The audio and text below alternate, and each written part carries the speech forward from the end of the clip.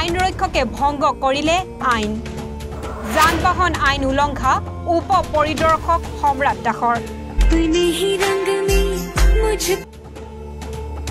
ৰাজপথত helmet নিপিন্ধাকৈ bike চলাই বনালে ৰিলছ দুৱক আৰক্ষী চকীৰ উপ পৰিদৰ্শক সম্ৰাট দাস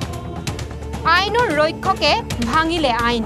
পত্নীক বাইকৰ পিছত বহুৱাই গীতৰ তালে তালে কামৰূপৰ দুৱক আৰক্ষী চকীৰ উপ পৰিদৰ্শক সম্ৰাট দাসে বনালে ৰিলছ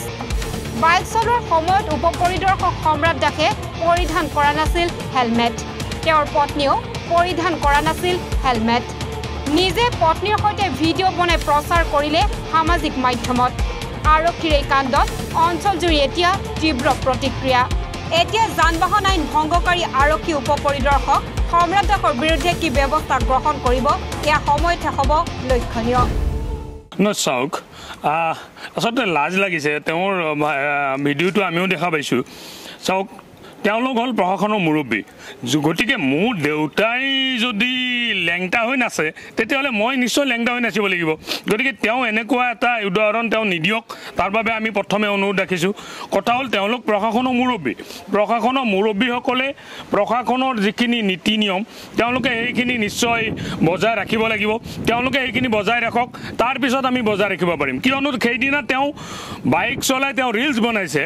তাত কিন্তু তেওঁৰ হেলমেট নাই কিন্তু আমি যদি হেলমেটটো নিপিন্ধো আমাৰ 1000 টকাটো কিন্তু ফাইন হয় যদি আমি যদি 1000 টকা ফাইন ভৰিব লাগে আপোনালোক প্ৰশাসনৰ মুৰব্বী আপোনালোকে ভৰিব লাগিব গতিকে আপোনালোকে প্ৰথমে আপোনালোকক ঠিক কৰক তাৰপিছত আমিবোৰক আপোনালোকে আগবঢ়াই নিয়ক সেইটোৱে আমি তেওঁক লৈ অনুৰোধ ৰাখিম আৰু পুনৰবাৰ কম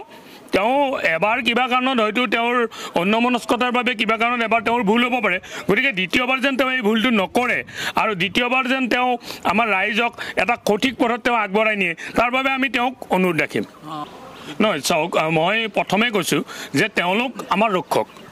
আমাৰ আইনৰ ৰক্ষক আমাৰ আৰক্ষীসকল গতিকে তেওঁলোকেই যদি ৰক্ষকেই যদি ভক্ষকৰ ৰূপ লয় তেতিয়াহ'লে বাকীবোৰ কি হ'ব গতিকে সেইকাৰণে মই প্ৰথমতে কৈছিলোঁ যে মোৰ দেউতাই যদি উলংঘ হৈ নৃত্য কৰি থাকে মই নিশ্চয় উলংঘ হৈ নৃত্য কৰিম গতিকে মই তেওঁলোকক অনুৰোধ ৰাখিছোঁ আপোনালোক আমাৰ আইনৰ ৰক্ষক আপোনালোকে প্ৰথমে আমাৰ আইনখন ঠিক কৰক আৰু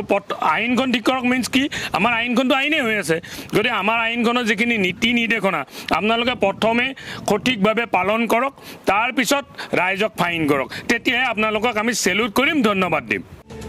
ব্যুৰ ৰিপৰ্ট এনি ভাৰত 24